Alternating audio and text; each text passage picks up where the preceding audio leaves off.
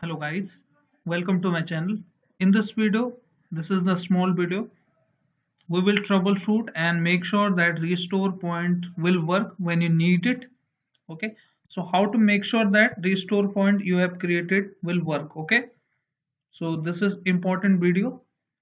So for checking that, go to search bar. Okay, and type here restore point.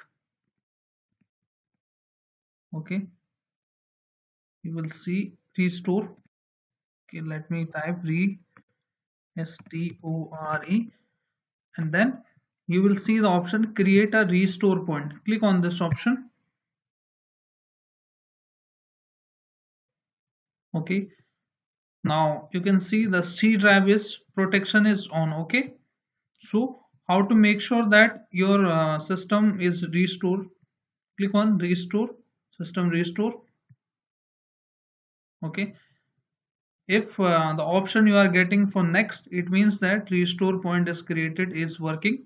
Click on next. Now you will see this is the automatic restore point. It was created on yesterday. You can see the date here.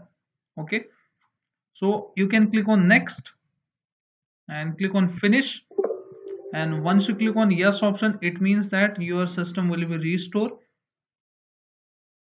The point you was created, it was created on your system. So we have make sure that our window has made the restore point. So how to check? This is very easy, but sometimes this is tricky. Make sure the protection is on here, or if it is off, you can configure it. I will show you the D drive. Configure it.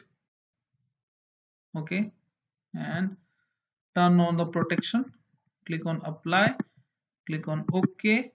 Okay, now the system will create its point, and you can also create manually here. Let me show you. Create. Okay, restore point is creating with the D drive, but you need to make sure that you are creating the point with the C drive where the Windows is installed. You will see the logo of window. So this process will take some time. So I'm stopping the video. So I have shown you how you can check that. So hope you this video is useful for you.